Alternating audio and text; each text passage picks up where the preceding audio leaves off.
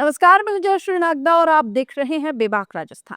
चित्तौड़ शहर की धड़कनें कल थम सी गईं, जब दिन दहाड़े खुलेआम एक भाजपा नेता पर गोली चलती है। कानून की धज्जियां तो वहीं उस वक्त उड़ गई, लेकिन पुलिस दबंगई कहीं और ही दिखा रही है। कई सवाल उठने लगे, गोली चली कल, पर पुलिस के रिवॉल्वर आज भी तनी है। चित्तौड़गढ़ की गली नुक्कड़ों में एक ऐसी आग जगी जिसने सिर्फ एक इंसान की जान नहीं ली, बल्कि लोगों के भरोसे को भी शर्मसार कर दिया। मंगलवार को जो कुछ हुआ वो सिर्फ एक घटना नहीं, वो सवालों का एक तूफान है। क्या इंसाफ मांगना अब गुनाह बन गया है?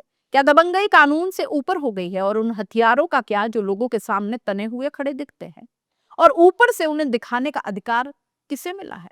यह मामला साधारण नहीं है दोस्तों। एक भाजपा नेता और कुरियर व्यवसाय से जुड़ा शख्स गोली की वारदात में मर जाता है, पर शव की रवानगी ने तो जैसे शहर की नसों में और भी आग लगा दी। परिजन, समाज के लोग और गुस्से की आग से जलते हुए लोगों का काफिला कलेक्टर कार्यालय की ओर बढ़ा, एक स्पष्ट मांग के साथ कि इंसाफ चाहिए।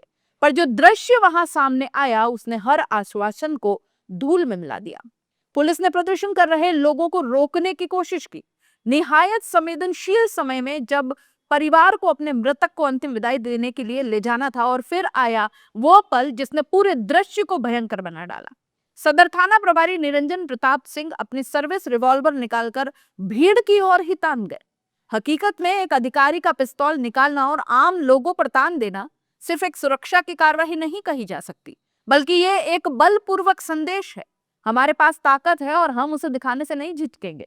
भीड़ के सामने वो दृश्य, एक आधिकारिक हथियार का खुला प्रदर्शन, उससे जनरोष और भी भड़क उठा।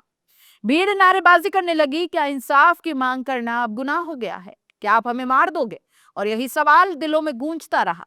लोग अपनी आवाज बुलंद करते रहे और कैमरों के सामने पुलिस की दबंगई पर तीखे सवाल खड़े कर रहे थे। कुछ लोगों ने कहा कि आप पब्लिक को बंदूक दिखा रहे हो। और यह वही पल था जब समाज ने अपनी हिम्मत दिखा दी, जब गुस्सा कानून से बड़ा हो गया और इंसानियत की पुकार ने प्रशासनिक ठहराव पर चोट कर दी।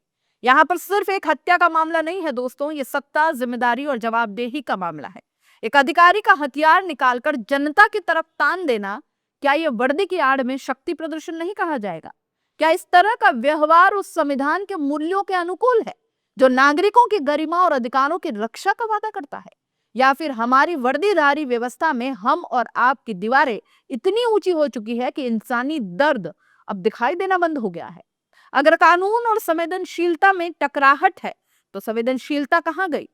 क्या हमें उस इंसान की संवेदनाओं की तवज्जो नहीं देनी चाहिए जो अभी अभी अपनों को खो चुका है?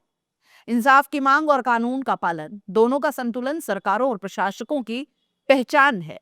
पर जब वो संतुलन बिगड़ता है तो नतीजा विस्फोटक होता है। चित्तौड़गढ़ में जो नजारा हुआ उसने यही जताया कि जब प्रशासनिक रवैये में मानवीयता की कमी आ जाती है तो समाज अपने हाथ में न्याय की मशाल उठा लेता है, चाहे उसका रास्ता कितना ही उग्र क्यों ना हो जाए।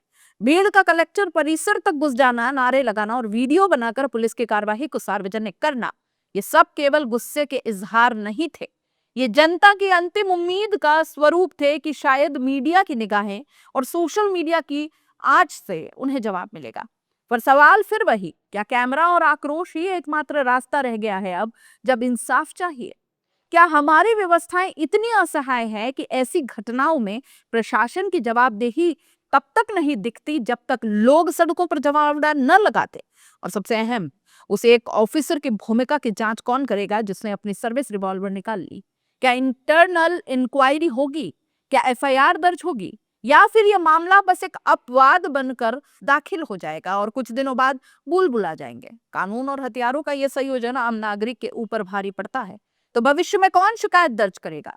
कौन खड़े होकर पूछेगा कि जब जवाबदेही का डर ही इंसाफ मांगने वालों को खामोश कर दे?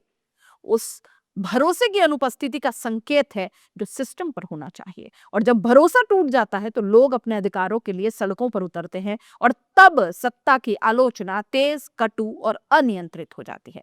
आखिरकार इस पूरी घटना का मूल मुद्दा यह है कि कैसे इंसाफ, जवाबदेही और संवेदनशीलता के बीच संतुलन बनाकर रखा जाए, और अगर वो संतुलन टूटे तो कौन उसे फिर से जोड़ने का साहस करेगा? क्या प्रशासन उस साहस को दिखाएगा और सवालों के जवाब देगा? चित्तौड़गढ़ की ये घटना हमें याद दिलाती है कि सत्ता को शक्ति देती है पर उसे जवाबदेह भी बनाती है। जब भी कोई अधिकारी सार्वजनिक मंच पर हथियार दिखाता है, वो सिर्फ व्यक्तिगत नहीं करता, वो सार्वजनिक विश्वास को चोट पहुंचाता है। और जब परिवारों की पीड़ा को रोककर अधिकार दिखाया जाता है तो समाज का धैर्य टूट जाता है। चित्तौड़गढ़ की सड़कों से उठी आवाज हर उस नागरिक के लिए मिसाल बननी चाहिए जो न्याय चाहता है, न कि डर से मुंह कट जाए, न कि वर्दी के डर से चुप हो जाए। खम्मा गणी दोस्तों, रिटेक एक बार फिर ट्राई करते ना। खम्मा गणी दोस्तों, मजा नहीं आ रहा। अरे यार छोड़ यार, मूड भी नहीं है। रॉयल एयर पे चलते, कुछ खा के आते, चल।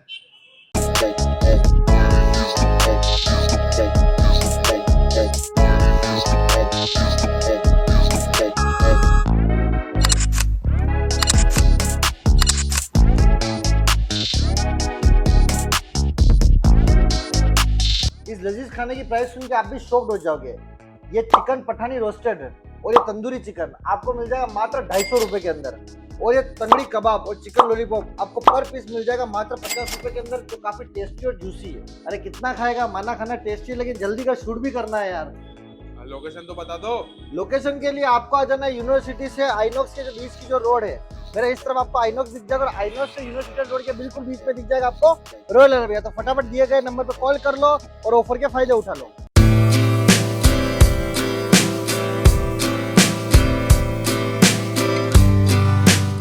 उदयपुर के दिल में एक ही जगह जो लाई है आपके लिए टेस्ट, क्वालिटी और ट्रस्ट, नेशनल डेयरी। यहाँ मिलेगा आपको ताजा डेयरी प्रोडक्ट्स और बेकरी के फ्रेश आइटम्स, नाश्ते के हर आइटम का स्वाद जो बनाए आपकी सुबह खुशगवार। सबसे खास उदयपुर की सबसे मशहूर बंगाली मिठाइयाँ। यहाँ पर मिलेगी हर ओकेजन के लिए कस्टमाइज्ड केक्स और फूड पैकेट्स, वो भी बिल्कुल रीजनेबल प्राइस पर। तो देर किस बात की है, आज ही आए national dairy, government press road, near fitness plus gym, Kishan Pol, Jawahar Nagar, Khanchi Peer, Udaipur.